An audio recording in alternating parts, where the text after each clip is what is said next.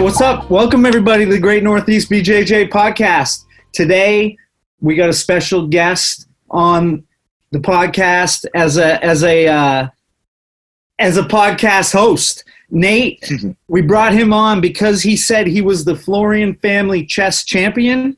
We wanted to find out if that was true or if it wasn't. So we also brought on Kenny Florian to find out the truth behind this. Welcome, Kenny Florian. What's up, brother? Thanks so much for having me, guys. Good to see you all. It's good to see you, man.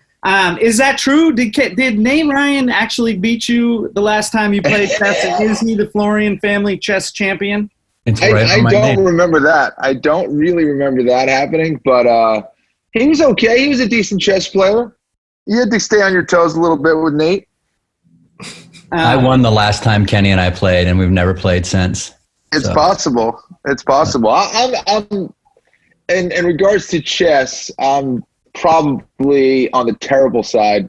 So, yeah, it's possible. It's funny. We went out my first trip out to Pans as a blue belt. After we all competed, we went somewhere, and I was playing Kenny in air hockey. Oh yeah. And this guy is like, let's forget about losing. But if you score on him, it's really pissed. And that's air hockey. That's air hockey. You think about how pissed he's going to get if you get a fight with him competing on the mat with him. It's crazy. Yeah, it's funny, man. Like growing up in a large family, one of six, as you guys know, we did a lot of various competitions. We were definitely, it's probably the case for a lot of families who play Monopoly, but we were definitely that family that after we played Monopoly, we were not talking to each other for like an hour. Be like, I can't believe you fucking got Boardwalk. That's bullshit. You're cheating me. Who's running this bank? So yeah, it's all pure luck, right? Like, yeah, exactly. It's just fucking lucky. You just got lucky. You'd never beat me in 99 games. You would win. That's the one you win. Yeah, being so competitive, it has its positives and its negatives.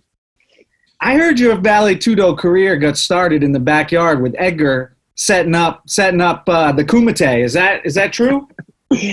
Pretty much. I lived in a neighborhood with a bunch of other kids, and whether it was friends that I invited over or kids from the neighborhood that would come over and play, it somehow would always evolve into some kind of competition where if you won, you were great. You got the gold medal. If you lost, there was some kind of like punishment involved. And eventually like those competitions evolved into, like wrestling competitions or fighting competitions. And, we didn't know what the hell we were doing as kids, but that's kind of how it all started. My brother Edgar was kind of like the Don King of the neighborhood, if you will. The ringleader. I guess he didn't institute any weight classes at that point. No weight classes. No, we were way ahead of our time. Yeah. Sorry, Jorge and Gracie. You didn't invent Valley Tudo. I think it was my brother Edgar. Yeah. Hey man, and for you, even when they had weight classes, you didn't seem to care.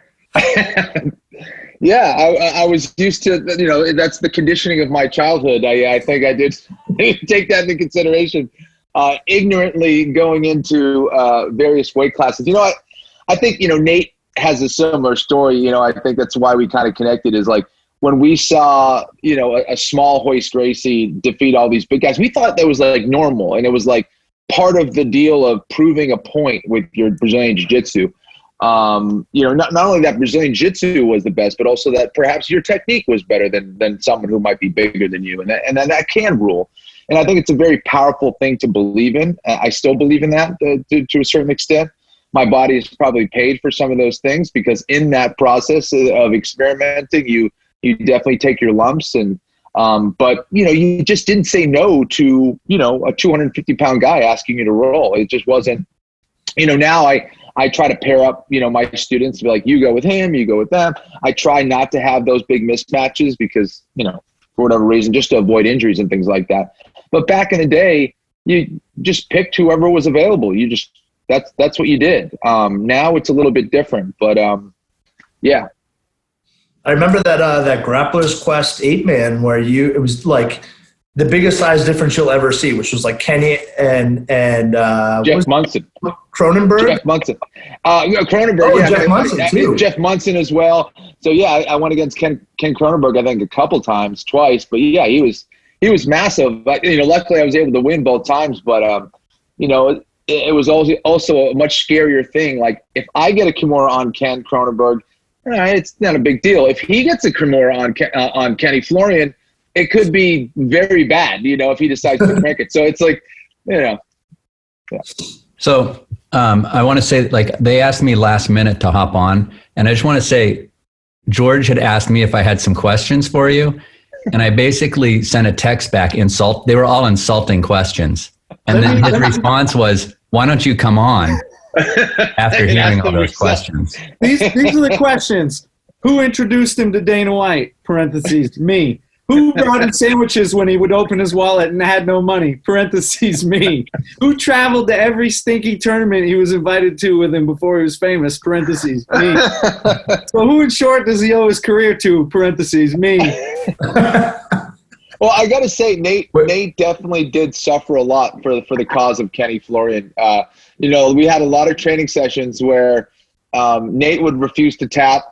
So, he was just making me tougher and making me better. He had no idea. But, he definitely – I remember the first time we did MMA training, Nate.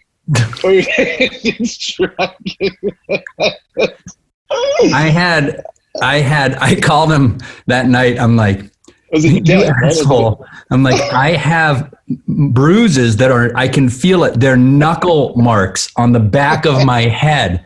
Because he had me down, he was punching the back of my head, and we were using we couldn't really get MMA gloves. We had like these little, I don't even think they were 4 ounces. They barely covered your hand. And he was just pounding the back of my head. I remember thinking, I'm not going to tap to this. But he was just, I couldn't move, and I was just getting, and I had all these bruises like in the knuckle imprints of Kenny's hand on the back of my head. I don't know what the big deal was. We were just taking what we learned from kickboxer. We wrapped our hands and we dipped them in glue and glass and we sparred. So I don't know why Nate's complaining. He's alive. He's fine. His head looks okay. George, the part you didn't put on there was the last part of that was Kenny's response is, yeah, but what have you done for me lately? Did you die though? Did you die? So I would say the real thing, the way Kenny, and I actually don't even know if I know, I know you guys were training before you came in, but my first day at the school, you and your brother Keith were the first people I think I met and partnered up with. What was your introduction to Boston BJJ? I know you trained a little bit before. Yeah. How did you find Roberto? How did you come in? And what was your experience coming in? And was it the downstairs that you came to? It was, I wasn't in the upstairs one. So I was a little bit later, but okay. So here's the story. I don't think a lot of people know this, but so Keith and I, our first introduction to jiu-jitsu was essentially watching the UFC, and we would just we were essentially doing like pro wrestling on each other. We were trying to do those moves that we learned from watching the UFC. And we had a little bit of a kung fu karate background when we were kids. And we saw the UFC, we just became addicted to it. And we were watching, and every once in a while we try to do the moves and things like that. We had no idea what the heck we were doing. And eventually we went to a Hoist Gracie seminar, which was in White Plains, New York at the time. Keith and I drove down, we stayed at some crappy hotel, did the seminar. It was either 1 or 2 days. Maybe it was, it was like a long session. We did like the session for everybody. Then there was an additional session that was like an advanced session, which we stuck around for. And that's kind of how we really were formalized into Brazilian Jiu-Jitsu, was through a seminar through Hoist Gracie. And he was our hero. So looking at him, it was just amazing. And we didn't look back. Like, I probably trained every single day that I could when I wasn't playing soccer. We just trained all those moves from the seminar. We bought Jorge's first Brazilian Jiu-Jitsu instructional. We drilled stuff off of that. I remember taking notes and organizing everything as far as moves and how it all went together. And that was the first time that I kind of was started developing systemized training and things like that. And I just couldn't get out of my head. I was just obsessed. And Keith and I just trained in our basement. before Nate helped us put a mat down there, we had a green, gross, like carpet over cement, and we would train takedowns, fighting, jiu-jitsu, we'd drill, we'd have like rug burns, and we just trained there for hours. We heard about a tournament that was going to take place in Connecticut. It was called the New England Grappling Championship, which was what it was called before it turned into NAGA, the North American Grappling Championship Association.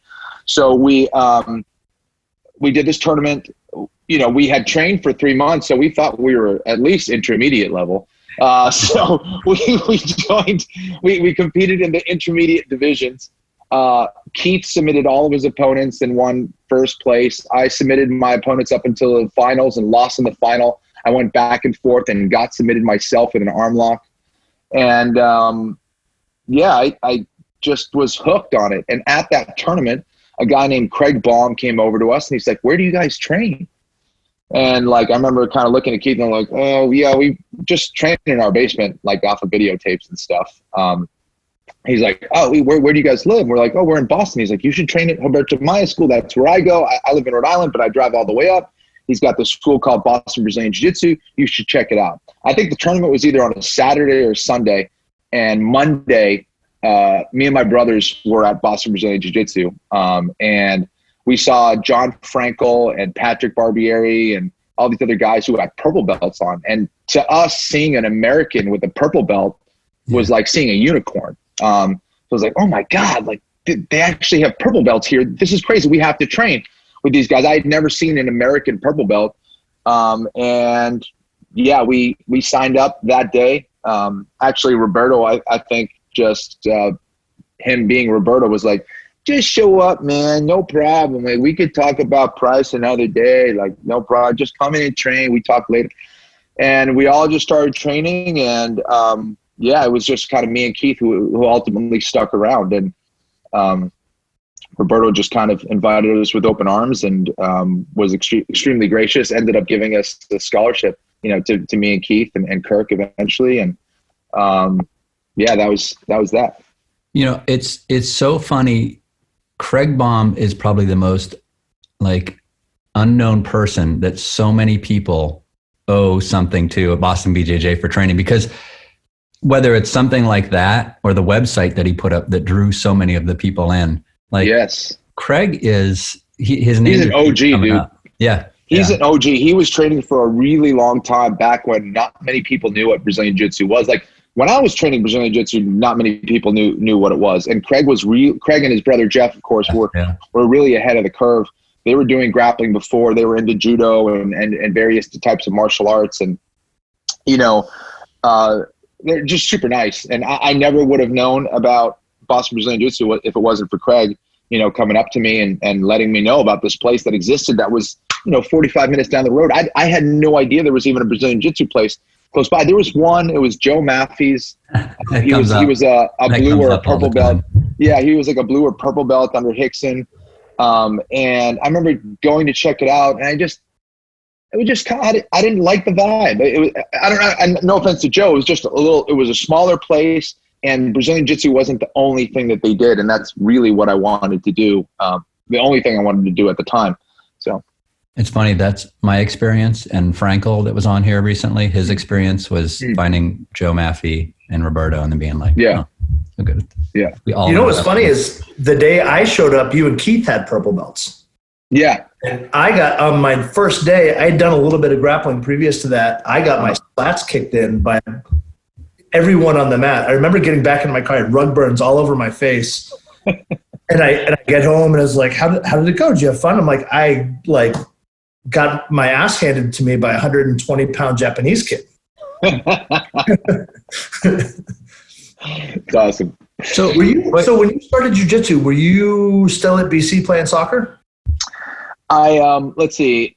Yes, that's when I started. I believe I was either 19 or 20. And actually the reason I found out, this is the other part of the story, the reason I found out about this Hoist Gracie seminar, and this was just randomness. One of our defensive players named Tony Geoffrey, his brother, Daryl Geoffrey, was a blue or a blue belt under Hoist Gracie. He had a Hoist Gracie affiliate in New York, and he told me that Hoist was going to be going out there in the summer because I was telling him how much I loved, UFC and things like that, how I wanted to learn, but there was no place to really learn. And that's kind of how that started as well. So it was through a connection on the Boston College soccer team that I actually started training in Brazilian Jiu-Jitsu as well. Did your dad? So your dad did judo. Right? Yes. Did he ever show you stuff? I mean, I remember him showing stuff in your basement when we would go down there. Yeah. No. At this point, was he showing you guys stuff, or were you even listening? Or were you just like, he definitely did. He definitely did. Like when we were younger, he'd be like, no, here's some throws and judo trips and things. I'm like, yeah, but if you grab me, I'm just going to hit you. I'm going to punch you, or I can kick you. So like grappling doesn't work. Sorry. And he told us the story that he wanted to do martial arts when he came to Boston. He didn't really have any judo places nearby the hospital, and he walked into a karate place, and they kind of did like sparring on the first day. And he was telling me how he's like throwing everybody. He's like, I just grabbed him and threw. I was like throwing people because that's what I did. And he's like, no one could hit me. And he's like, it was crazy. And I was like, yeah, whatever. I'm like, but if you really went against a karate guy, like you'd be dead. Like if they wanted to hit you. So did he train judo in Peru? He did. Yeah. He started, I think, in high school and then got his black belt while he was in medical school, I believe. And yeah, just kind of loved it. And he felt, it was important, Peru can be a dangerous place at times, and Lima, some of the big cities. And, I remember him telling us stories how he'd use it like once or twice. And, he wanted us all to learn how to do self-defense. When you were at BC, or even before doing, because you played high-level soccer pretty much your entire life, mm-hmm. Did you ever compete, or did you know Alex Karalexis at that time? Did you play soccer against him? I didn't. It's possible. It's funny. We talked about that, and it's very possible because he knows some of the guys that I played with. I think he was playing always a year younger than me for whatever reason, and we knew so many of the same people and had played with the same people, but we're not quite sure if we actually played against each other. It's very possible. He played for South Shore, like the South Shore Premier team. I played on Charles River United. So anyways, yeah, pretty funny. Yeah, I was doing this kind of connect the dots thing, and I'm like, Alex fought Littlefields and Mike Varn. Yeah. You guys didn't actually compete again until after Ultimate Fighter, right? Exactly. That was our first fight. At least my first fight off of the Ultimate Fighter, after we fought at 170 pounds. Yeah, that was my first. Yeah, that was my first fight after the show. Right, and the first Kenny Florian elbow got. Yeah, Lieben. Yeah. Lieben was. Well, Lieben was the first one exactly on the Ultimate Fighter, right? And then Karalexis after that. Yeah. That was at middleweight, right? The one against Lieben was at 185 pounds. Yeah, the one against Lieben was at 185 pounds. I remember him telling me on fight day that we were going to fight. He's like, Kenny, I weigh 205 pounds, Kenny. You're in trouble. I'm about to smash some cats. I was like, oh, man, here we go. But yeah, he was a big boy. What was it like rolling with Pat and Frankel and Roberto when you showed up? It was awesome, man.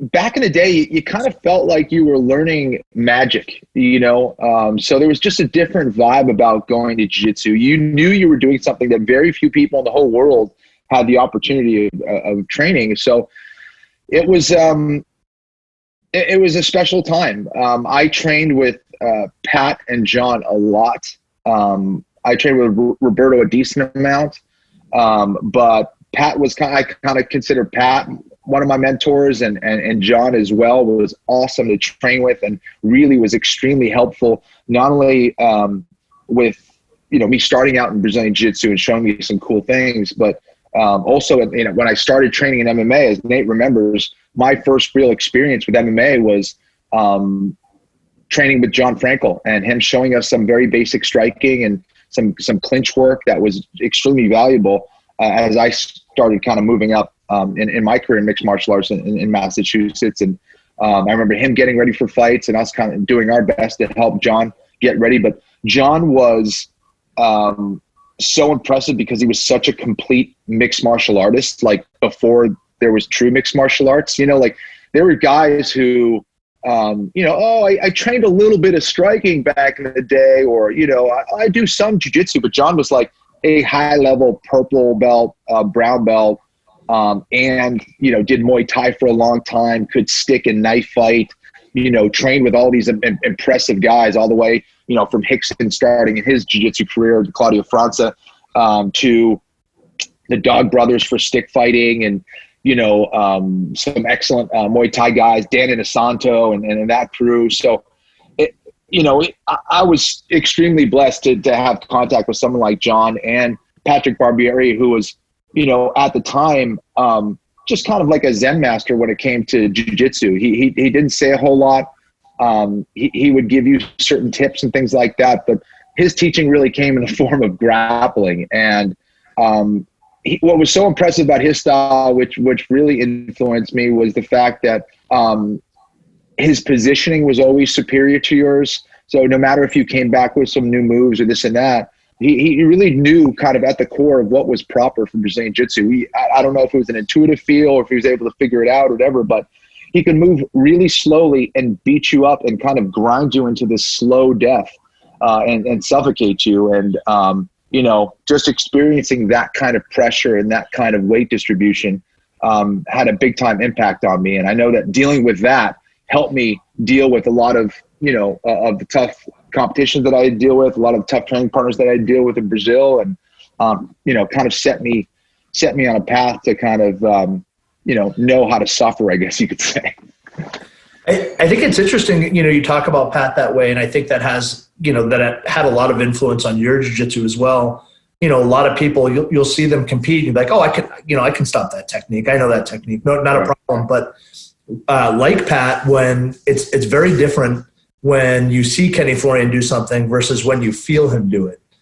So if you're actually, you've got your grips on someone, you're grappling with someone, that kind of pressure and that ability to kind of grind someone down and keep them from being able to establish it, hip movement and things like that. Yes. It's pretty incredible, man. Like, you get one hand in that collar and it just seems like there's nothing someone can do to get away from it.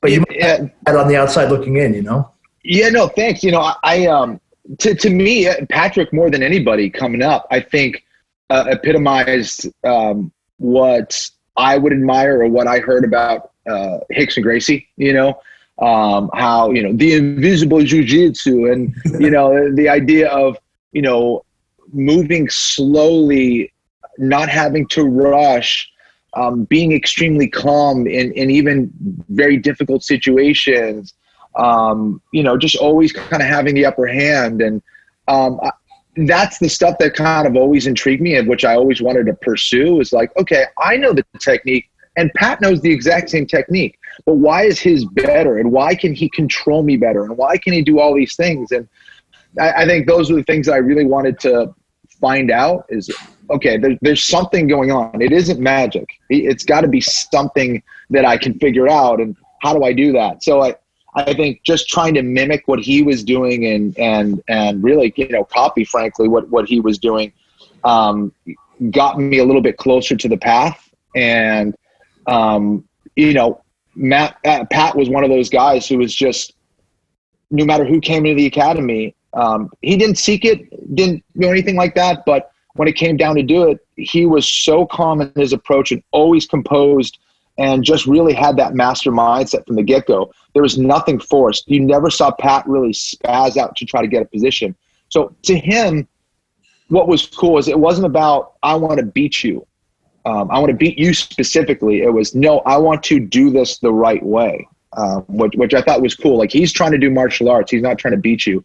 I'm not sure I was always, on that. I kind of would go back and forth between me, be like, I need to beat him, or, which is not as deep of a way of looking at martial arts, and he really kind of showed me that path. Not so much with talking, just with doing and demonstrating it on the mat and his approach. And he was so far ahead of the game in regards to like meditating and eating well and organic food and, going to Whole Foods. I mean, he was always way ahead of that. I mean, he really, really took care of himself, pretty early on. I think that's probably enabled him to still be on the mat today training. A lot of these people burn out and get the physical injuries that keep them from getting on the mat when they're a little older. And you were also one of the first groups, you and Keith, from the Boston Brazilian group anyway, that started actually going to Brazil to train. Can you talk about like what that was like and kind of trying to assimilate into a new group like that kind of thing? Yeah, another great training tool back in the day were these things called VHS tapes. You guys remember this? We would buy these box-like videos and we'd put them into our, VCR, and we would watch these tournaments from Brazil. And the sportive aspect of Jiu-Jitsu was really intriguing to us as well. And we knew all the tournaments were down there. All the best guys who were winning the world championship were down there. And Keith and I would start to discuss, like, hey, what would it be like to go to Brazil and train? Like, those guys are at a different level. Maybe we can look into this. And we talked to Roberto and see what, saw like what we could do to make that happen. And he ended up hooking us up with some friends. And I remember reading my like Portuguese book, and I spoke Spanish, so that helped. But I was like literally trying to read Portuguese on the way, like on the plane ride to Brazil. And it was just so exciting. Flying over there and just like the nervousness of like, man, this is kind of a crazy place. Like, let's see what happens. The first time here is just Keith and I traveling by ourselves. And it was just an amazing experience. Like, again, imagine like, 30 Patrick Barbieris on the mats, all with different styles and approaches, world champions, black belts, brown belts. Like, we trained with Tereré when he was a brown belt.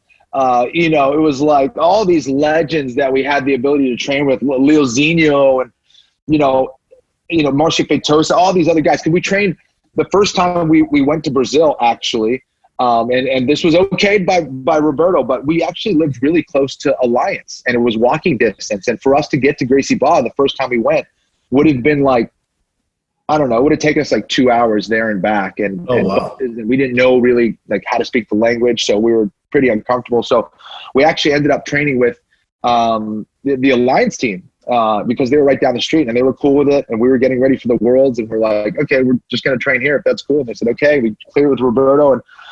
And so we were exposed to a completely different style there as well. And that was our first world championship. It was in 1999. Keith and I both competed as purple belts. And yeah, I think Keith lost to Daniel Moraes, who ended up becoming a 2 or 3 time world champion at the black belt level. Did really well, and then I think lost either in the third round or in the quarterfinals to Pedro Chumbo. So yeah, I think he won by advantage or something like that. So it was just an amazing experience. It's the intimidation of coming in and hearing the Brazilian fans, and just like, it was packed and crazy and intense. And it was pretty wild, man. But then coming back, I felt like I immediately, in 1 month, I felt like I had improved 3 times. I was like 3 times as good because I had new techniques. I had experience. I felt more confident, and I felt like coming back to Boston Brazilian Jiu-Jitsu, I could kind of help spread the information around a little bit. And from that, I was able to extract some knowledge from Brazil and hopefully, help others get better. And that would ultimately, help me get better too. So that was a big part of my motivation. I think that you guys going to Brazil upped the level of the academy without a doubt. When you guys came back, there was all this stuff. It was a real good focus on some other stuff to work, because it was another time you couldn't just get on the internet and go look stuff up easily. And a lot of schools were pretty guarded about what they were putting out there. So there were a lot of tapes out there, but they seemed to be very fundamentals oriented. And so you would be coming back with stuff that people were doing in tournaments. And I think that 100% that raised the level of the jiu-jitsu at the academy. Like, every time you came back, I could see the difference, because I'd train with you every day, and you'd come back and I'd be like, oh crap, he got better. But then we'd all get better with that because of that. Yes. And it was pretty Absolutely. Awesome. Absolutely. And I think we forget about it. And to the people that I care about, I always try to remind them, all combat, it's an information game. It's an information game. Like, a lot of times we get twisted, like, oh man, like, this guy wins because he's just so explosive, and this guy wins because he's just so strong. All those things help. Absolutely, especially when you're talking about a lack of technique. Strength, speed, flexibility are very important, and that will be a defining factor if the technique is not there. But physics is going to be truer than strength, speed, and flexibility. Like, if my body is in the proper position, doesn't matter how strong you are, you cannot walk through my body. If I have an arm lock and it's applied absolutely perfect, or a choke that's absolutely perfect, your speed and strength and flexibility does not serve you. So I think that the information of how we're supposed to do things, the technique and all that stuff is super valuable. And I think going to Brazil and learning those things, and they're pretty guarded, like you said, Nate, about certain things, but some people gave us good information, some people didn't.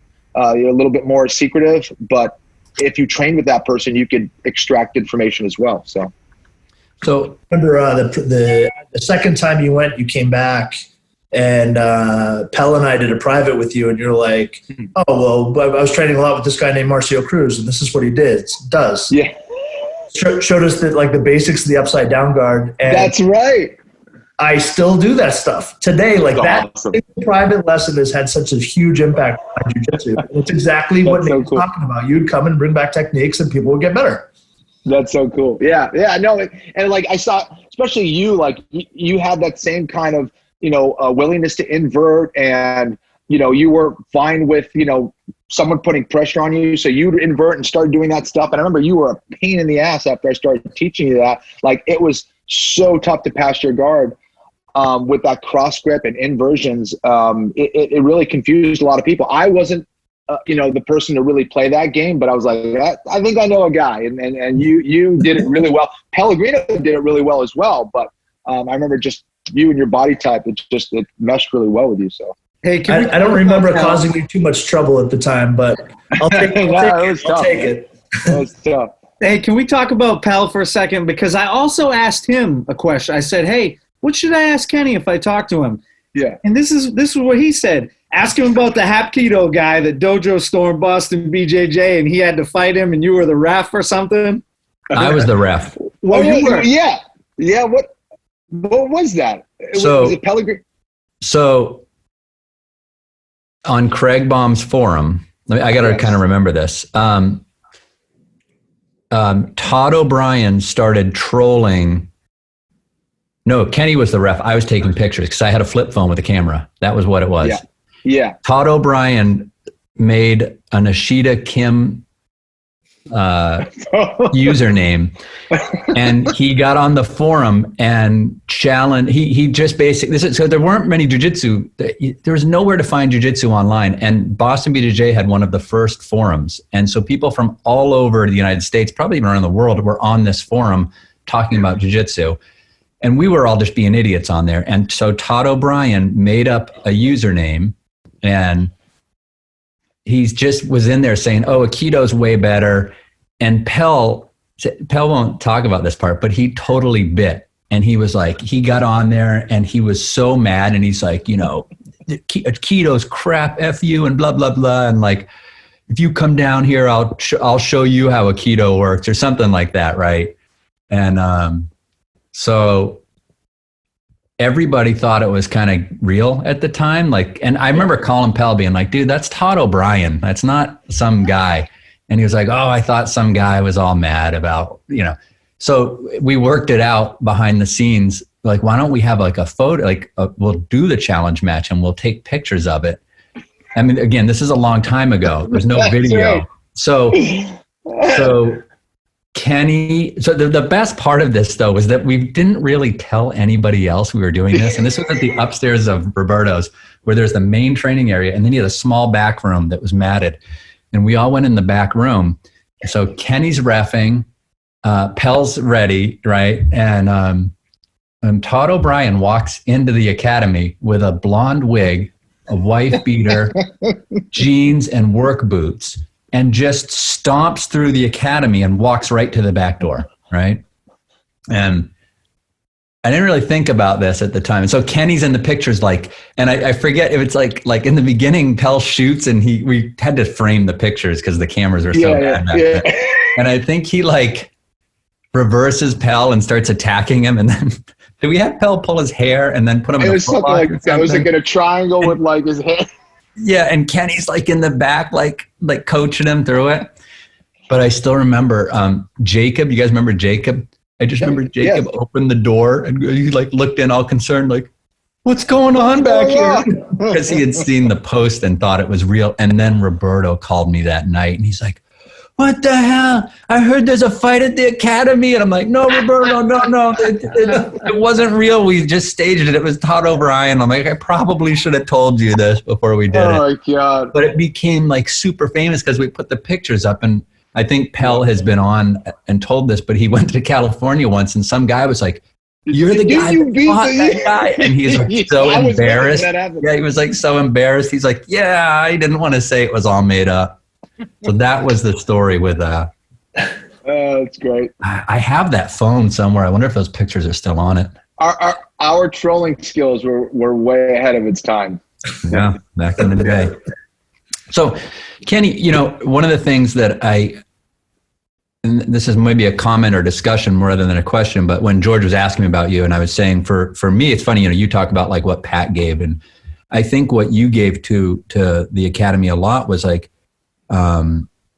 you were someone like everywhere we went. I did go with a lot of tournaments with you, and everywhere we went, whether there's jiu-jitsu tournaments or fights, you were always reading, like it was Musashi, Book of Five Rings, Art of War, like all that kind of stuff. But constantly this like striving to marry like technique with strategy. And you were one of the first people that I've ever trained with, and probably the person that influenced me the most with maybe those two concepts, because in the beginning there was this idea of technique, right? That's what we're introduced to with Royce Gracie fighting in the UFC. But I had never trained with someone that was so obsessed with the strategic side of what they were doing and kind of putting the strategy with the technique, which is probably more commonplace now with what you see. But yeah, I think back in the mid 90s, that was really kind of like maybe a little ahead of its time. And I think that's something that, I don't know if you want to talk about what your thoughts are. I mean, you were just reading and studying. I mean, even like us playing chess before jiu-jitsu to get the mind kind of prepare that strategic side of what we were doing. Yeah.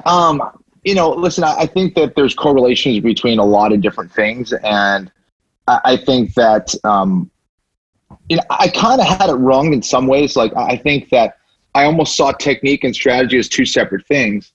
But I think what I've come to learn over the last, you know, several years is like technique guides your strategy and strategy guides your technique. They're both intertwined. And I think that like, I really wanted to pursue the martial arts path really, really badly. And I felt like that was the closest I've been to like a religious experience, you know, and I felt like you have to immerse yourself in that. Like, what were the great masters doing? What were the great minds doing? What were the great martial artists doing to be different and be the best that they could be? So I loved researching about that stuff. You know, I think when I started MMA, I started reading a lot about special operations forces and, you know, different types of operations that went down. And, you know, that helped me also get like tougher and stronger up here mentally.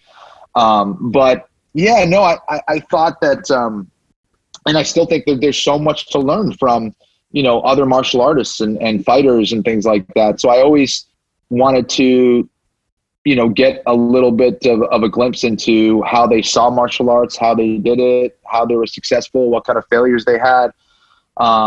And yeah, it helped me. I think, while I love to compete and stuff like that, I think my goal always from day one, I always thought I would be a teacher. So I just had this thirst for knowledge and information and trying to learn from, you know, other great masters like Bruce Lee and Musashi, and, you know, it had a big time impact, you know, talking about guys that were way ahead of their time, you know, like, and I know that Bruce Lee actually learned a lot from Musashi too. So those things, and like, I learned a lot, and I still learn a lot. You know, I recently reread a bunch of Musashi stuff, and I was like, whoa, like now that I'm a little older and like have experienced, you know, some different martial arts, I'm like, there were so many nuggets there that I didn't even recognize when I was younger. So anyways, yeah, it was super helpful to my career. You know, if you could glimpse through the eyes of those great masters, then it will put you a little bit closer on the path. I think I noticed, like, so I mean, again, I was with you a lot, especially early before you would compete. And I think that was an edge you had, was that you were so laser focused. And I think a lot of the strategy that you had, and like you said, it's funny, the special forces stuff you would read, all of that would be kind of in your head, and that focus before you competed, I always think gave you an edge. I mean, I can't remember that guy you competed against, that guy from Henzo's. Oh yeah. Matt McTeague, and he was awesome. Those guys were like studs. Yeah. And like, I just remember, like, and they were physically really gifted, guys. And I just remember, like, it being in that, like, right there with you, and like he caught you off guard in the beginning and got ahead, and you just like, yes. I just remember like watching you dig in, and like, you're like, this is the strategy, this is what I'm doing, no matter what, and like relentless until it just broke the more maybe physically gifted person. You know what I mean?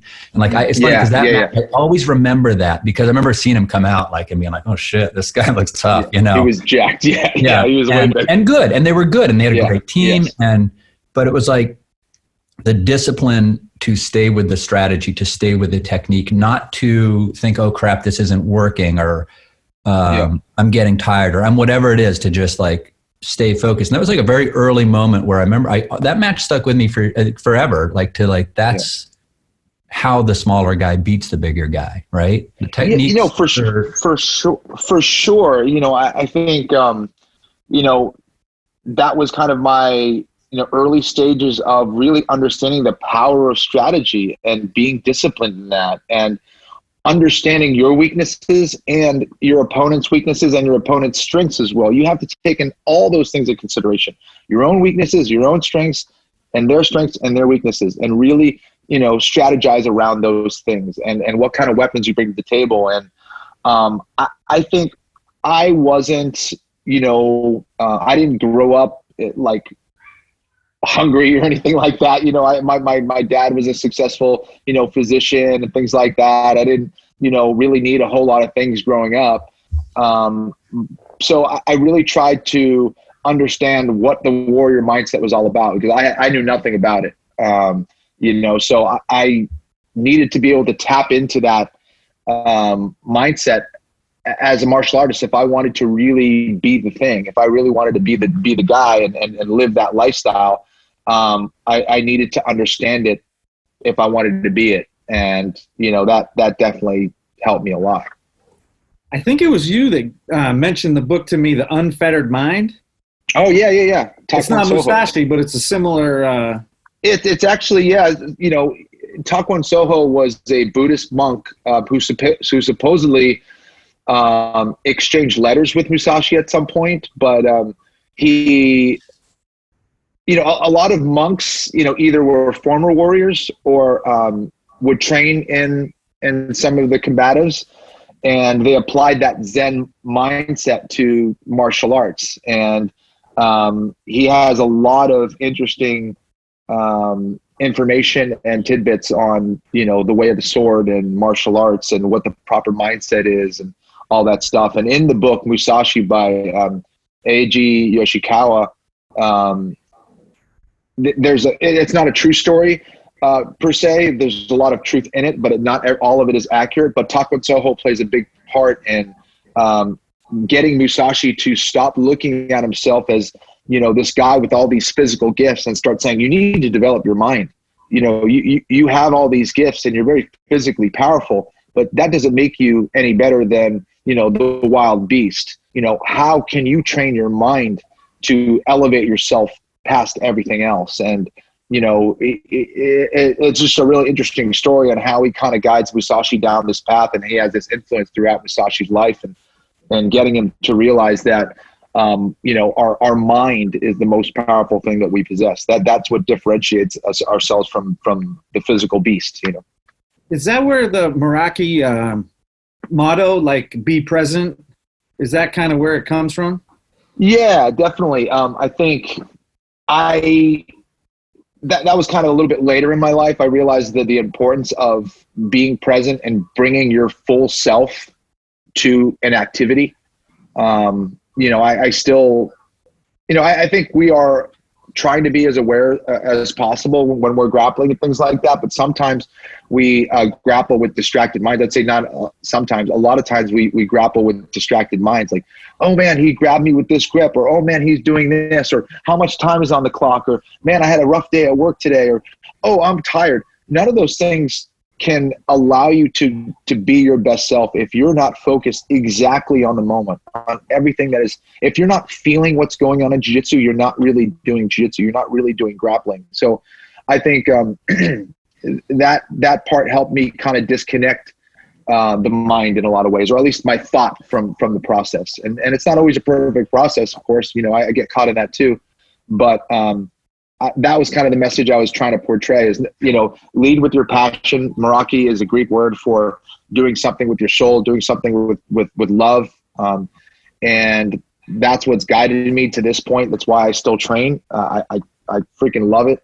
And now how can I disconnect the thought and just kind of let my body just do what I'm supposed to be doing? And kind of, there is no face, there is no body. It's just me expressing my jiu-jitsu as authentically as I can.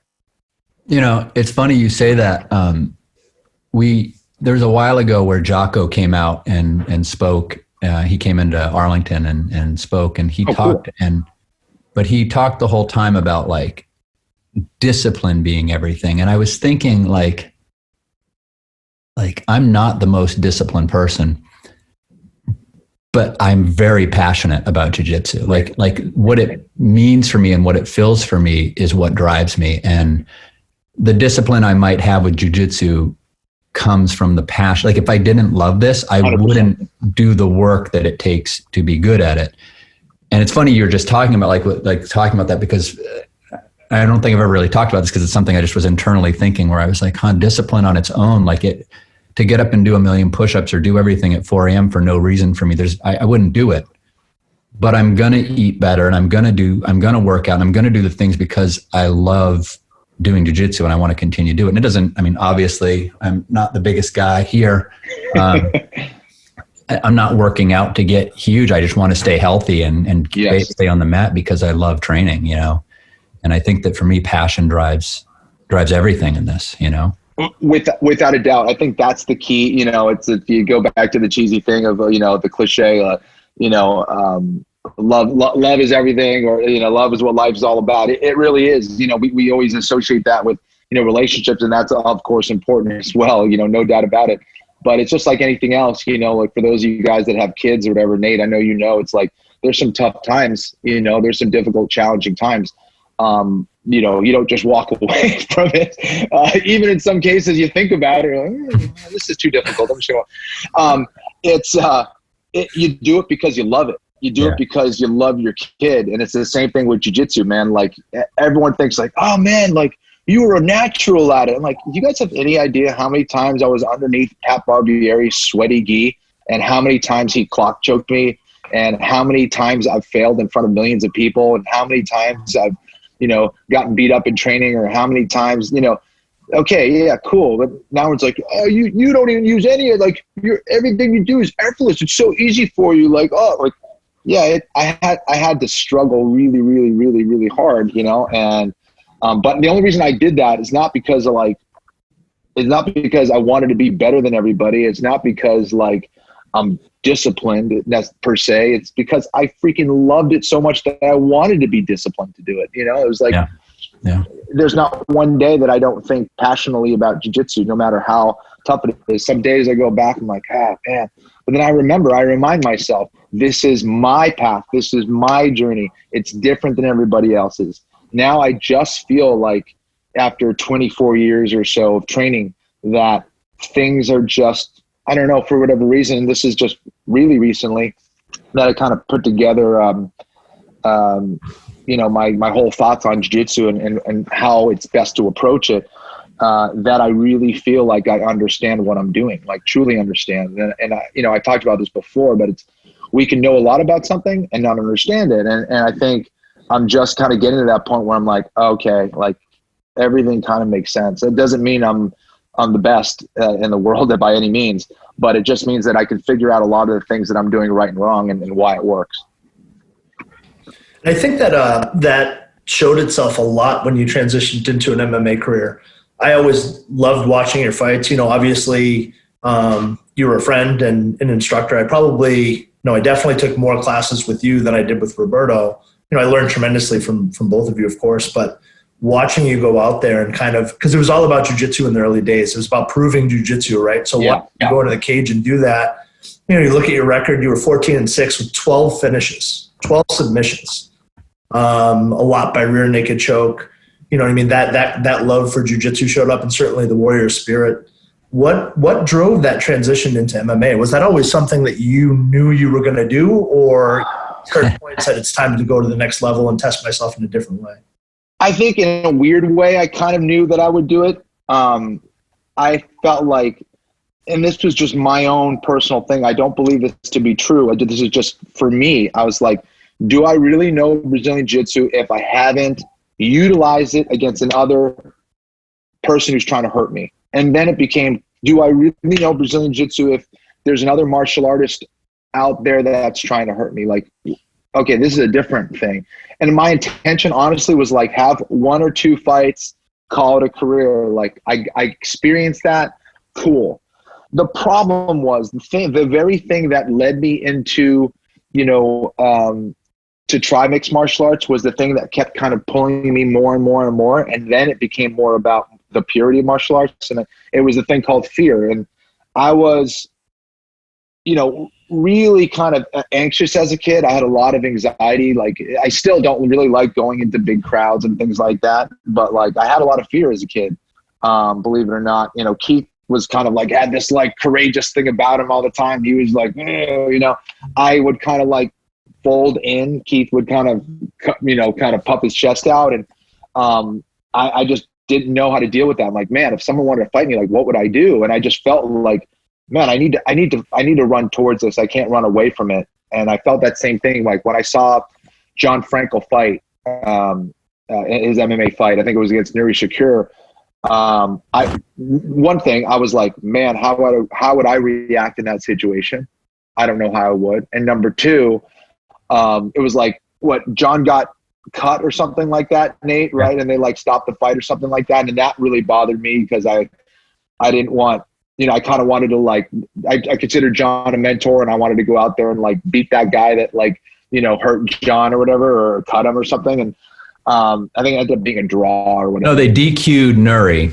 Oh, that's what it was. Okay, it was a DQ. John had dominated the fight, and then they stood up at the end, and I don't. Just one little cut. I think he kind of shot, and Nuri threw a knee. It didn't even seem like, but it hit John's nose, and they just cut him, and they just DQ'd it. But I remember John was like, "Let's just keep fighting," and they're like, "No, you got to go." Okay, that's what happened. So, but Nuri was talking crap the next day a little bit. Yes, and I love Nuri, but he was talking crap the next day, and I remember you were so mad, and you're like, "I'm going to fight him. Like, I'm going to fight Nuri." Yeah. So.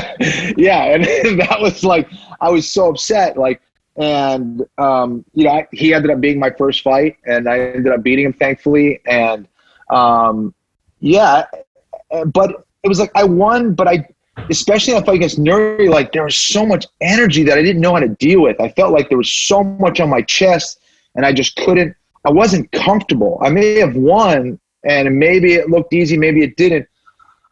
But it was like, man, it was like this stressful situation. And I wanted to know how to approach a fight with it not being stressful or scary anymore. And I knew that I could get there, but I also knew it would take a lot of training and a lot of like understanding. And over time, I started to get rid of that fear. And then again, when I fought Diego Sanchez on the Ultimate Fighter finale, it creeped up on me again. And it was like, whoa, not only did I feel fear, like a crazy amount of fear, but it froze me. Where, hey, maybe Diego would have won. He had a ton more experience than I did, but it shouldn't have gone down like that. I didn't even get a chance to show my skills because I beat myself. I was so afraid and so scared of doing anything because my focus was not on what I was supposed to do, not what was in front of me, but it was on the contract and the pressure and stupid things that I couldn't control. And I was like, man, Kenny, you got some more mind training to do, and you have some more physical training to do, and technical training to do, and spiritual training to do. And, I think in a way, Jay, I think that walking, whether we realize it or not, and obviously it's not quite the same today, but walking the warrior's path and walking the path of a martial artist, you're always walking the fine line of life on one side and death on the other side. There was a time where the majority of people died via murdering. Like most people were attacked by a rival village, or if you had certain things that another person wanted, they would just go and take it, and you either had to fight to defend yourself or not. It was a much different situation way back in the day, and I think that's kind of in our blood in some way, shape, or form. We are here because our ancestors survived some of those things. And whether it's real or not, when you walk into an octagon, when you walk into a cage and you see another guy in front of you who can hurt you, there is a possibility that you can die. There is a possibility that you can die. It's not often, it's very, very rare, but it could happen. And I think that kind of gets into your mindset a little bit. And I think from walking that path, you kind of start to see other things outside of just the martial arts skill. It ends up being this philosophy or this kind of ethos that you follow over time. And you realize the importance of every day and every second and every minute and the value of time. And, there's nothing more motivating than life and death, or the fact that you could be badly injured by that guy, who you might fight in a month or two.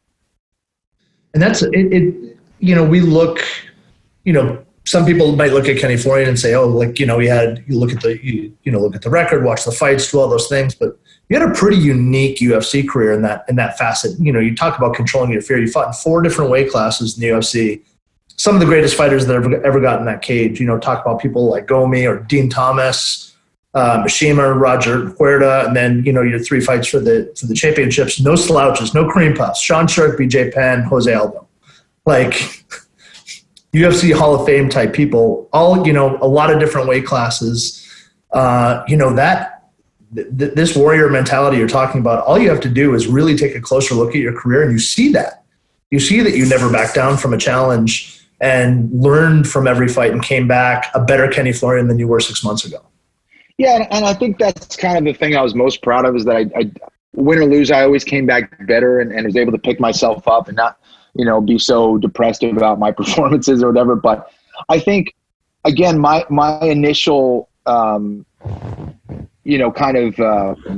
guess, want with martial arts was to be an instructor, to be a teacher. And I always, thought that Keith would be the fighter and I would be the teacher. But how can I be a teacher? How can I be the best possible teacher if I'm not out there doing it and experiencing what fighters are experiencing? I think that, for me, I had to experience that to be the best teacher that I could possibly be. That's what I want. Okay. The universe is like, okay, you want to do that? Cool. We're going to show you exactly what it's like, for better or worse. We're going to give you all these lessons, and here you go. Take what you can from it. And I think, that's why, looking back, I don't have any regrets. I wish I, did things differently, and I wish I could have been, could have had a better record and done some things, to get better results. But, I don't think I would have experienced what I would have experienced if, I did some of those things. I learned a ton, and, just that cliche thing, our best teacher is our last failure. And I always tried to learn from those failures and improve the best of my ability. And now I feel like I can, pass on a lot of my mistakes, the mistakes that I made, or the improvements that I've made, onto, my students and the people I care about. Let me just say, you're a huge sulker when you lost, so don't. I know. It didn't matter if it was a UFC title fight or some crappy grappling tournament. Yeah, Kenny, I've never known anyone to be as disappointed as Kenny when he would lose. I was, and that's true. I was super Mopey. super depressed after a fight. Really mopey. I wouldn't really talk. I mean, I can't tell you how many times, and then sometimes when I won too, but mostly because I lost, I wouldn't sleep. I would just like run through that fight in my head over and over and over and over again. And I wasn't the nicest person to be around after a loss. And not necessarily like I was mean necessarily, but I was just really down on myself. I took it with a lot of shame. So it was tough, but eventually, you know, I had to pick myself up and be like, all right, but you kept getting in. Do? Exactly. I was like, what do I need to do to get this better? That's the thing. At the end of the day, it's like, you know, your ego needs to get pushed aside. It's like, okay, man, you know, first let's ask yourself the real question. Did you do everything possible? You know, did you really do everything possible? And you end up finding that every single time you could do a little bit more. And I ended up training more and more and more and learning more and more and more. And yeah, it was an interesting experience every fight.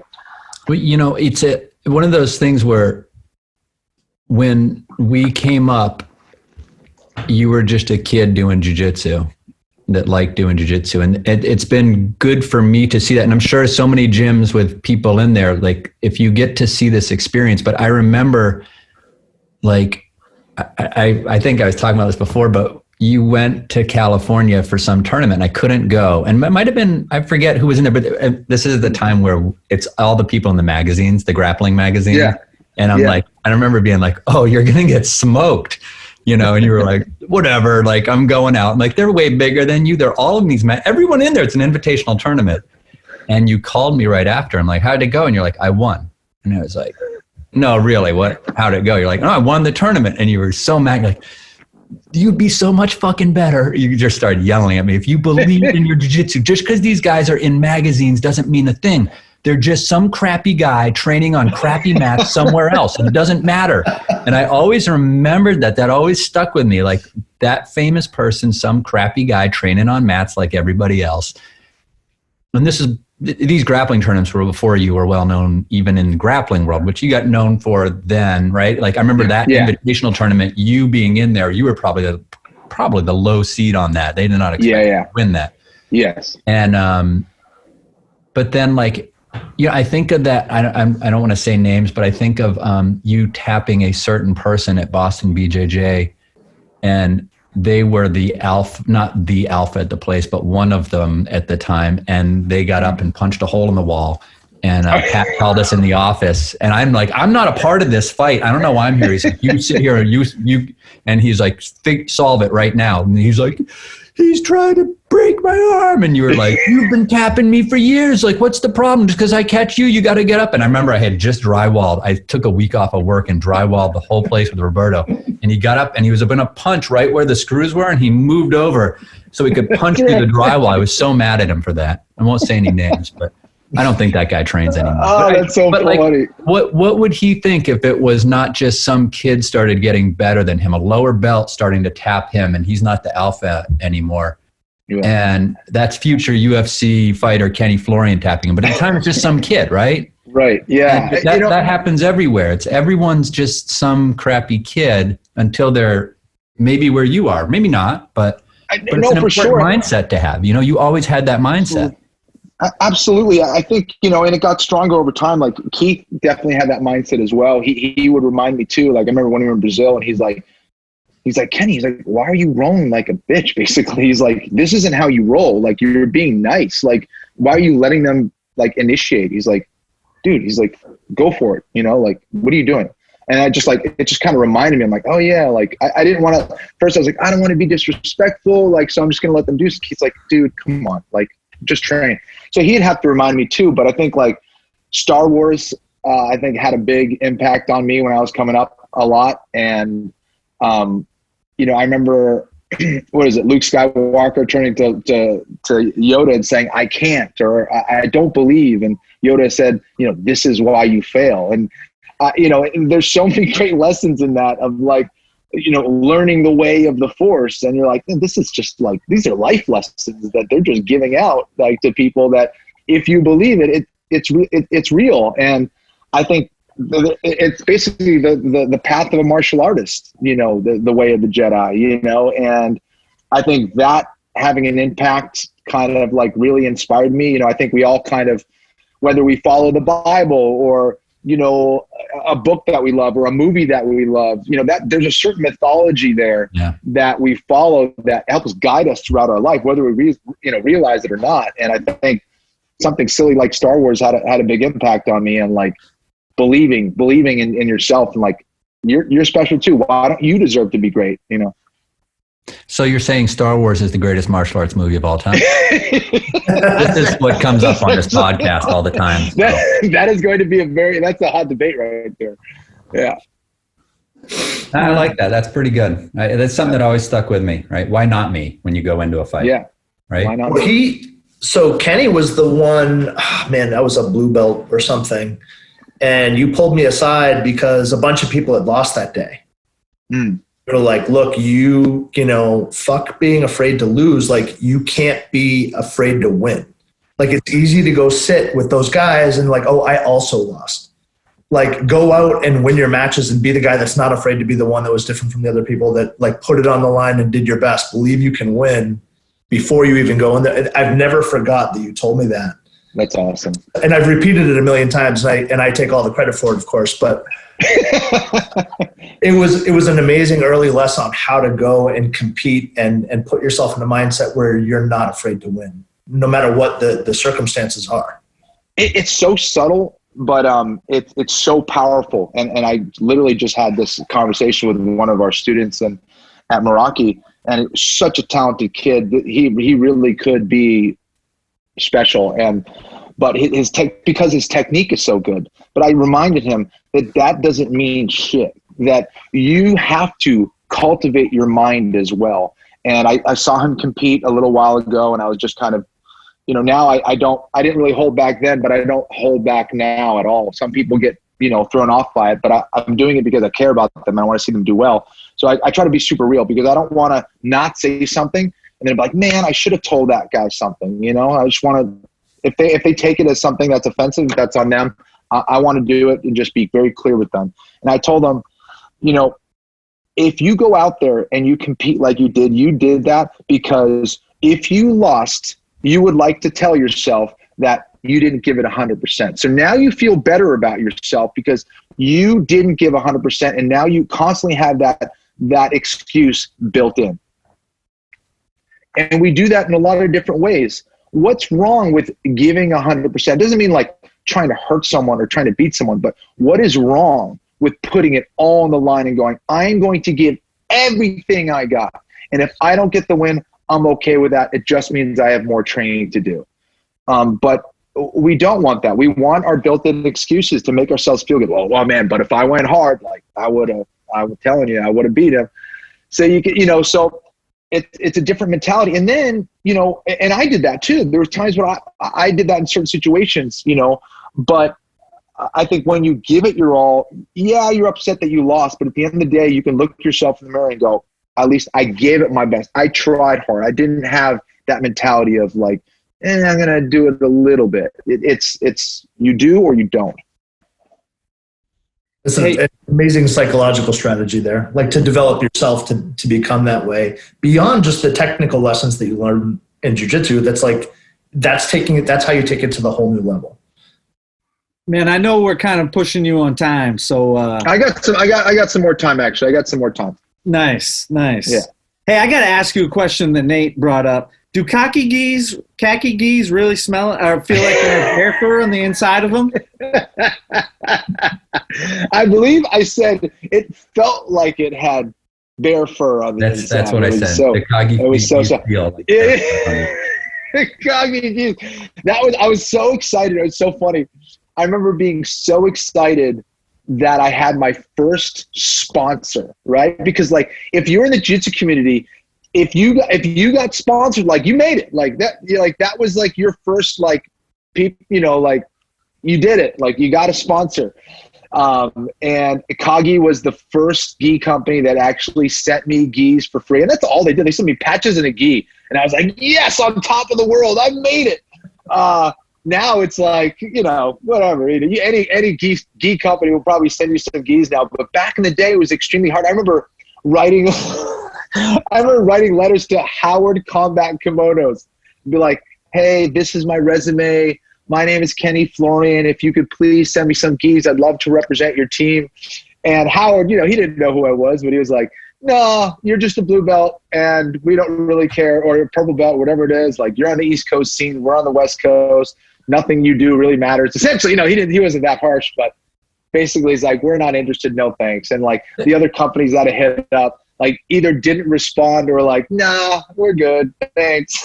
So there was a little East Coast, West Coast rivalry back then. I mean, big East. I don't think it's like that now, but back then that was the thing. East Coast, West Coast jiu-jitsu.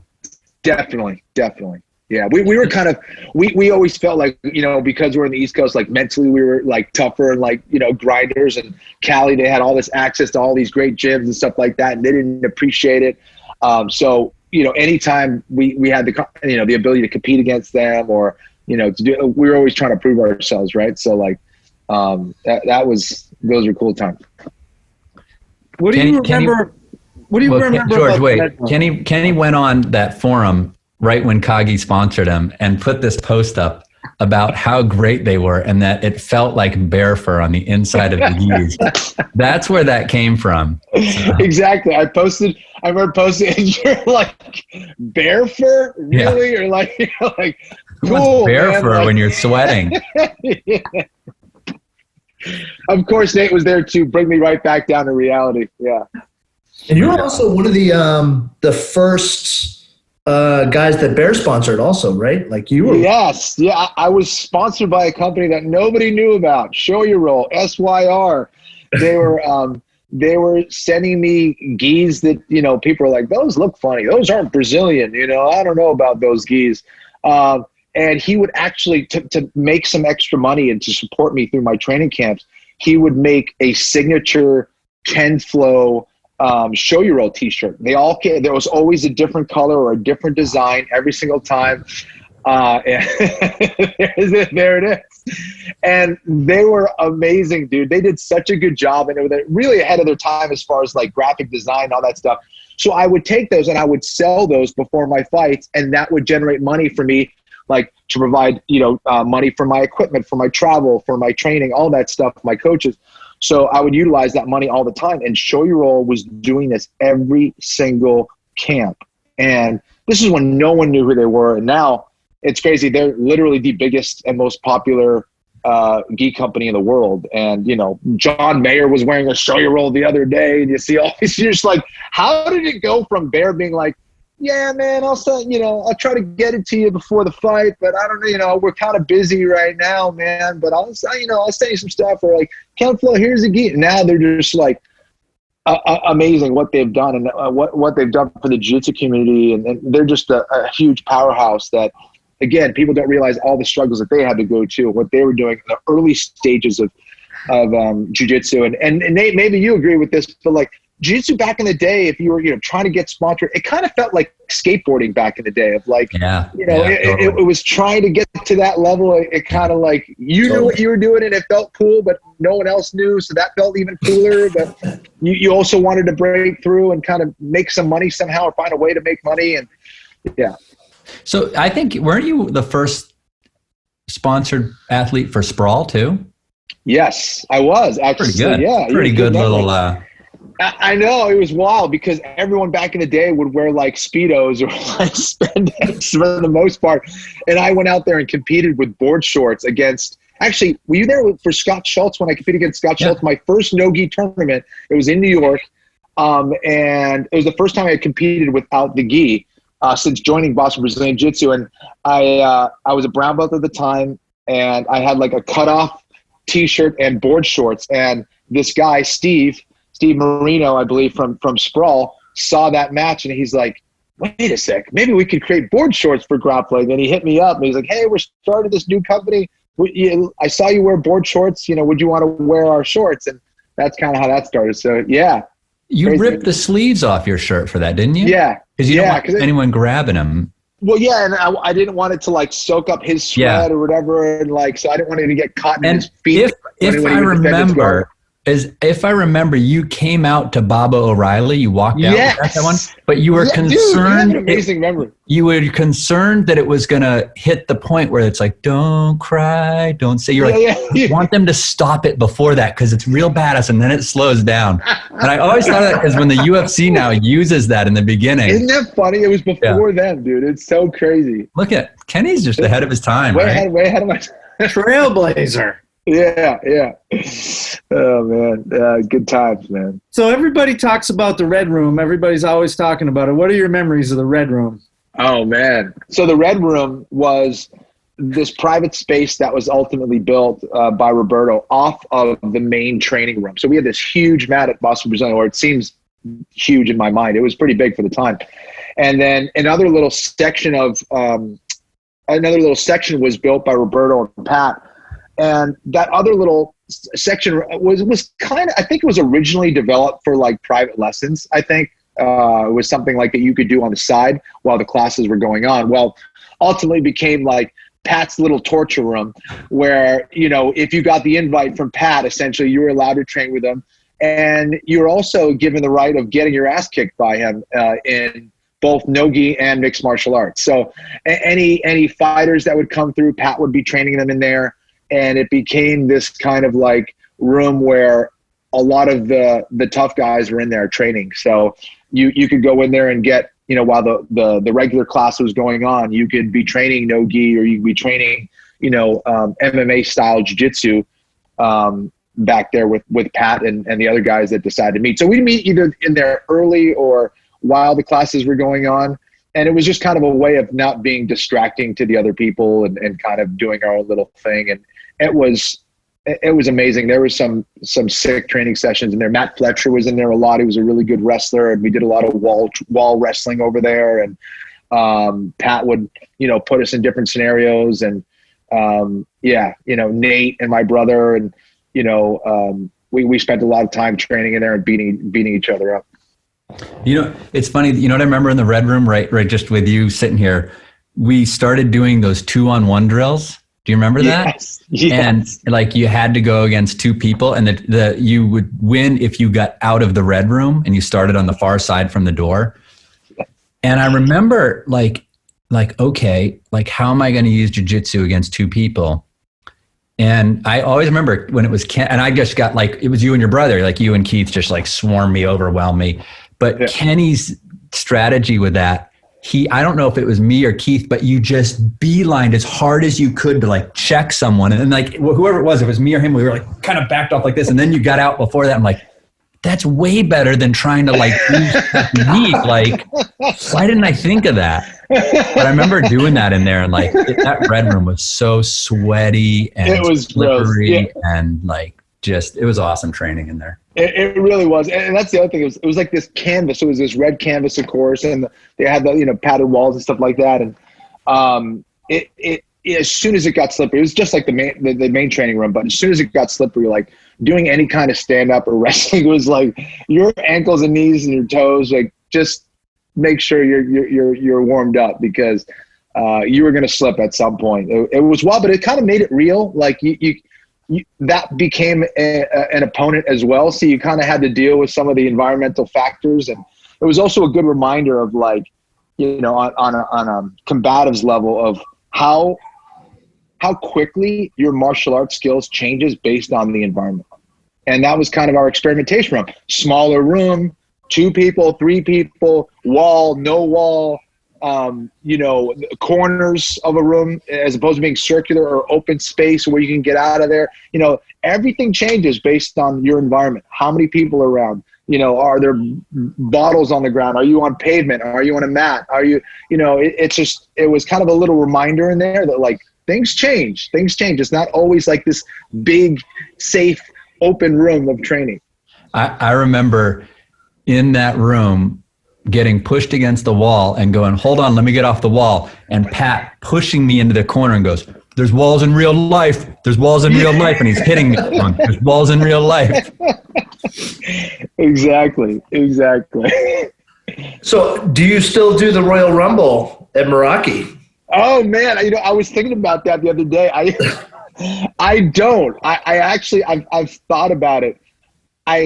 we have some excited students at times, so I'd be a little bit hesitant in doing that, but I definitely want to bring it back. I think if I had the right crew that I could trust in there, I would love to do it. But that was a classic. I remember you sons of bitches would.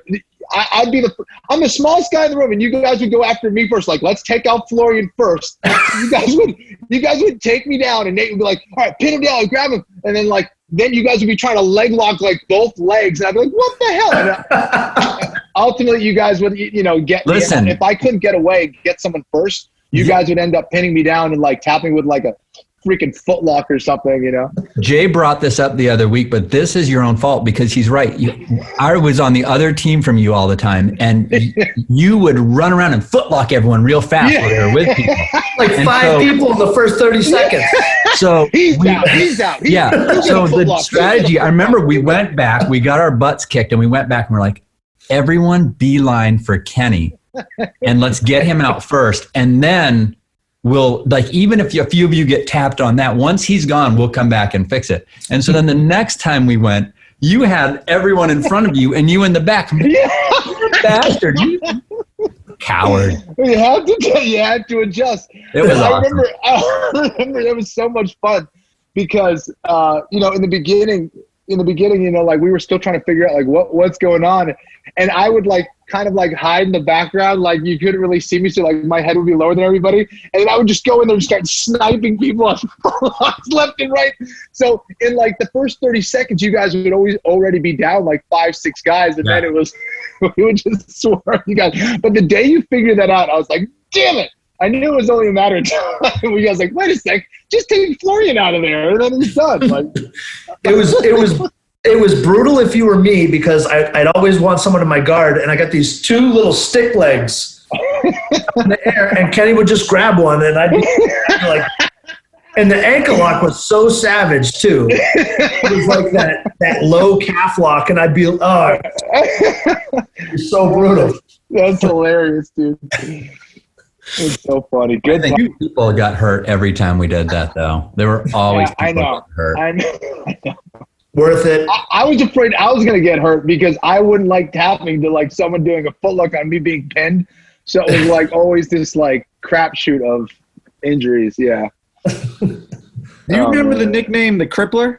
The Crippler. Was it Nate who gave me that nickname? Someone gave it to me. I forget. Yes, it was me. Yeah. Because Kenny was hurting so many people that I had to shame him to try to make him not hurt people. And Kenny didn't roll in a dangerous way, but when he was getting ready for a tournament, and honestly, this was good for my jiu-jitsu. Yeah. If you were in an arm lock, you had to tap. There was no he wasn't being mean, but he was going at speed to compete. So I started shaming him. But do you remember that you broke that guy's arm and he had a cast and he was such a big fan of yours? He's like, it was. And he came back and Kenny broke his arm again. Yeah. I started calling him the Crippler. It was crazy. Well, yeah, no, that's how it started. Yeah, this guy was massive, but he was really big, and he was a karate black belt. Like his dad was a black belt in karate. He was a black belt, so he was all about it. And nice guy, but he went hard, and I was way smaller than him. And I remember he used to bridge me off all the time. I'd be in side control, and he'd just bridge me off and get back on top.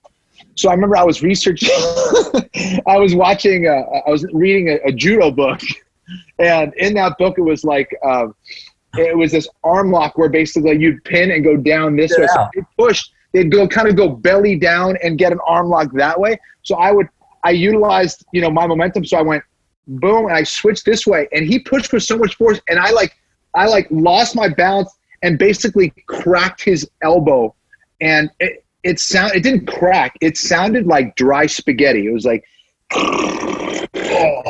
it was so horrifying where I was dude, I'm sorry. Are you okay? And he was like, I think my arm's broken. And yeah, we didn't see Joe for a little while. And then he came back, and I don't think I broke his arm the second time. I think broke his arm again. I know I did. You armbarred him from the guard the next time, and hyper. Oh my God. He did kind of go hard. But you know what's funny? Yeah. I remember you practicing that arm lock, and you're like, come here, I have this thing I'm working. And in drilling even, I'm like, oh shit, like stop, like that goes on fast. And yeah, I still do that to this day every once in a while, because there are people who like frame really hard, and yeah, they don't really like it. Now it is a dangerous one for sure, but it works. At least we know it works. Like that. Yeah, they don't really like it. Yeah, they don't really like it.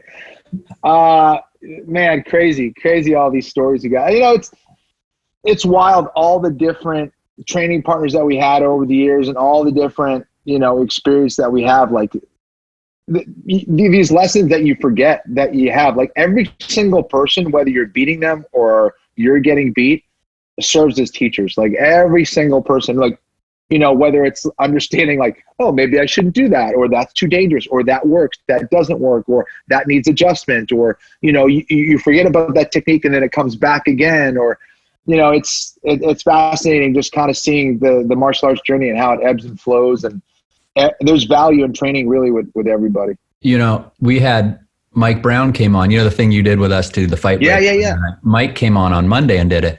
And he said, he goes, you know, you're a mosaic of every person you train with, your coaches, your training partners, but now your students. And the fight he broke down, and he goes, he dropped the guy with a knee on the cage. He goes, Kenny Florian showed me that. And he goes, oh, really? He goes, I came in to help him for Diego. And he goes, needed the leg, needed the body. And he goes like, and he's like, and I remember being like, oh, that really sucks when he did that. And he's like, he's like, it wasn't something I trained with for the fight, but I had him on the cage and I couldn't take him down. He's like, oh, I remember when Kenny was doing this. So he goes, needed the leg and needed the ribs. And the guy just dropped when he did it. Wow. Oh, that's like, so funny. That's and he's so just cool. like, yeah, that was like something. He's like, it wasn't something I ever like fully thought of, except that it sucked when he did it to me. And he's like, but that's MMA, that's martial arts. You're pulling something in from everybody, right? Yes. And Mike was such a beast back in the day. I remember like his jiu-jitsu was really good. I remember it really like throwing me for a loop of how good his control was, and his jiu-jitsu and his wrestling. I remember bringing him out, and he was just a pain in the ass to deal with back in the day, man. But it's great to see him do what he's been doing, and he's now one of the best coaches in the world. And you know, from a small state in Maine where they didn't really have a whole lot of, you know, martial artists over there, to see what he's accomplished. It's pretty cool, man. I think that a lot of people, you know, you give credit to a lot of people that you train with and your training partners and your students. But I think you've had a pretty substantial impact on a lot of people. I mean, just, you know, that seminar you did with us, you know, everyone now, well, not right now because we can't train, but their X strokes from the top position have gotten so good because of establishing that grip and using that forearm. Everyone is collar dragging from the butterfly guard now. And I'm like, God, that's awesome. You can't rip a 110-pound girl face first into the mat. And you said you got to really kind of put some, and I'm like, just easy. But it's an impact. Thanks, Kenny. But it's special, you know what I mean? When you have that much impact on people, you know, back in the day, whether it was Boston Brazilian or whether it was people you had never met before and you're doing seminars with, or people that are fans of your fighting, I think you've really had an incredible impact. And I think it's unique to you. It's not just anybody that fights in the UFC and they've got some level of stardom and so that they can influence people. I think yours is much more I don't want to say legitimate, it's probably not the right word, but your influence comes from the heart, and you want people to get better, whether it's in the mind, the body, the spirit, their jiu-jitsu, their fighting, how they live their life. I think that is really unique to you, and I think that's why, you know, you've had the impact on so many people that you have. I appreciate that, man. You know, I think also that, like, you know, we stand on the shoulders of giants, and, you know, training with people like Roberto Maia and, you know, guys like Pat and guys like you, everyone, you know, really plays a role. And I think that's where humility comes in, is like, I could never do any of these things or understand any of these things if I didn't have, you know, great training partners and guys that would be able to push me and guys that were able to help me throughout my career. Like, you know, Nate probably took more punches than anybody, you know, for the first, like, at least 4 fights of my career. And, you know, he played a big part in our martial art, in my martial arts journey, and Keith's as well, and Kirk's. And, you know, everybody really, but you know, we can only be as good as the guys that kind of we train with. Those are the guys that are pointing out mistakes, whether they're actually pointing or just training with us. And I think that's super important. And I also think that, like, you know, martial arts has changed my life so much. It continues to do it. I think it's one of the best ways to learn about yourself and become humble and to be less insecure and to be more of a man. And to me, I think this is a way, or a small way, where I can have an impact on the world and kind of get people to see themselves in a different light, you know, and it's healing too. I know it's been extremely healing for me in the various parts of my life. And, you know, I want to see that spread around. You know, there's a reason why Jigaro Kano really wanted to develop this in Japan as an educational tool and all that stuff. I mean, it's a multifaceted tool for sure. So I know this is something that has stuck with me that you said, and I tell it to our guys all the time, but flat back beats the stack and the tortoise beats the hare. Yeah. I like that. I tell them that I taught you that, but yeah, exactly. Dude, I am so happy and so glad you came on and did this with us, man. And I'm looking forward to your DVD that's coming out. When is that coming out? You know, good question. The video guy that I have right now planned for it lives in Montreal, so I just kind of have to wait for when it's safe for him to travel back into this country. So we were supposed to be filming this month, you know, for a release maybe like July or something like that. So now I'm not so sure, but I hope that this is going to have an impact on the jiu-jitsu world and how we see it, and I hope it helps a lot of people. So I don't know, maybe summertime.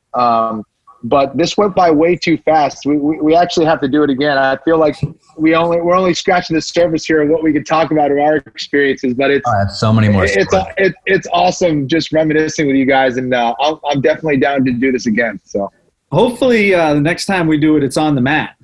There we go. Exactly. That would be awesome actually, because then we can have a lot of fun as far as breaking things down and talking about, you know, some nerd stuff, which would be cool. That would be awesome. And I just want to say, I don't want to blow too much sunshine, but congratulations on the success with Meraki. You opened up a jiu-jitsu academy in the American capital of the world. You know what I mean? There are so many, you know, world champion and great jiu-jitsu guys out there. And everything we've talked about today is a testament to why Meraki's had so much success. So congratulations with that too. If you guys are in the LA so much looking for someplace to train, drop in. Yeah, and you guys are always welcome. Thank you guys so much, man. Can I just say one thing before you call it? Yeah. Who do you get told that you look like a lot? Typically, it's Brad Pitt. No, come on. George Clooney.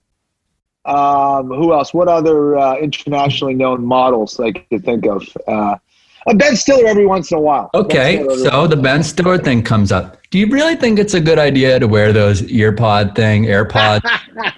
Because all I can think of the whole time is that scene in Something About Mary. I think you got to rethink this if you're going to be doing stuff on the air. Exactly. All right? Listen, you're supposed to get the scene where the stuff's falling out of the hair. I can't wait to meet this guy one time. I'd be like, yeah.